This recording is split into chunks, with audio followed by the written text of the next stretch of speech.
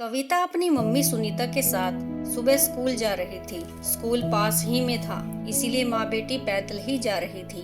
रास्ते में कविता ने देखा एक छोटा सा बच्चा सड़क पर खेल रहा था। पास में ही उसकी माँ भीख मांग रही थी।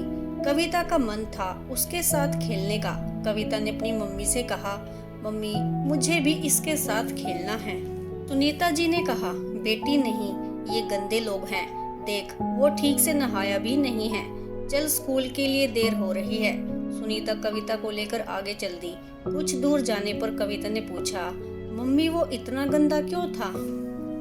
सुनीता ने कहा, बेटी वो भीख मांगने वाले गरीब लोग हैं, उनके पास न घर है न कोई नहाने की जगह है, यहीं पास में झुग्गी में रहते होंगे।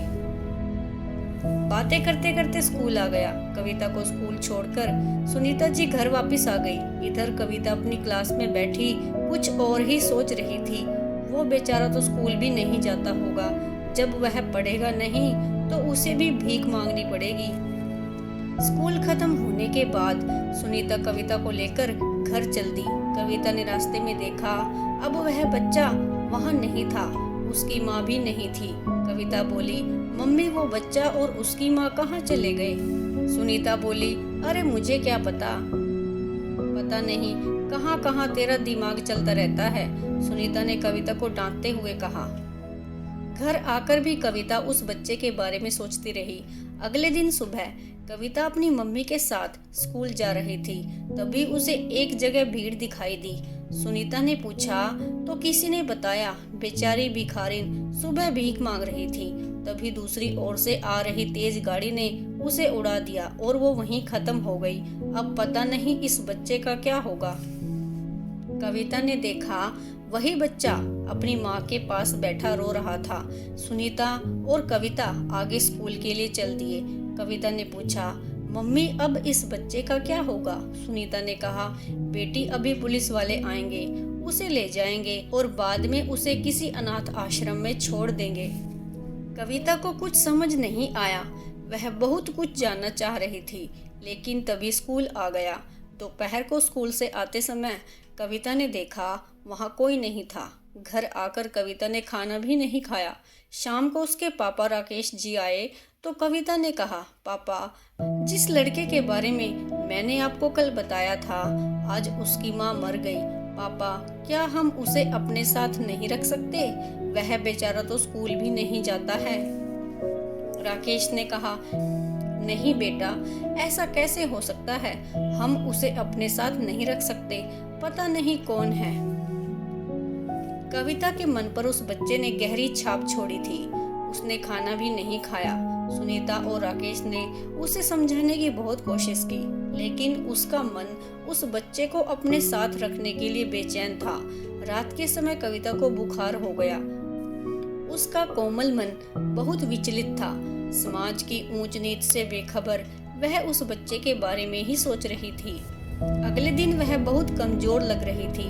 राकेश और कविता बहुत परेशान हो गए। डॉक्टर को दिखाया। डॉक्टर की दवा से बुखार तो उतर गया, लेकिन घर में हर समय चहकने वाली कविता अब किसी से बात भी नहीं कर रही थी। वह गुमसुम सी खिड़की के पास बैठी बाहर देखती रहती थी। राकेश ने सुनीता से बात की, ऐसा कब तक चलेगा? कविता बहुत कमजोर हो गई है।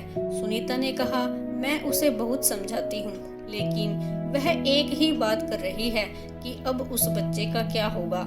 राकेश ने सुनीता से कहा, हम अपनी बच्ची की खुशी के लिए उस बच्चे को गोद ले सकते हैं क्या? सुनीता चुप रह गई। उसे कुछ समझ नहीं आ रहा था। कुछ देर के बाद उसने कहा, यह बहुत बड़ी जिम्मेदारी है, हमें बहुत सोचना होगा। राकेश ने कहा, मेरे लिए इस समय मेरी बेटी की खुशी से ज्यादा कुछ नहीं है। बहुत देर बात करने के बाद दोनों उस अनाथ बच्चे को गोद लेने के लिए तैयार हो गए। राकेश कविता के पास गया और बोला, बेटी अगर तुम मेरी एक बात मानो तो हम उस बच्चे को अपने घर ला सकते हैं। कविता का चेहरा खुशी से चमकने लगा। वह बोली, हाँ पापा, मैं आपकी सारी बात मानूंगी, बस एक बार उसे घर ले आइए। तभी सुनीता नाश्ता लेकर आई और बोली, बेटी पहले नाश्ता कर ले, फिर अपने भाई को लेने चलना। कविता ने खुशी खुशी नाश्ता खत्म किया। तीनों गाड़ी में बैठकर पुलिस स्टेशन पहुंच गए। राकेश जी ने इंस्पेक्टर से बात करके अनाथ आश्रम का पता लिया और वहां पर पहुंच गए। अनाथ आश्रम से उन्होंने उस बच्चे को गोद ले लिया और उसे घर लेकर आ गए। नए घर में आकर उस बच्चे को कुछ समझ नहीं आ रहा था।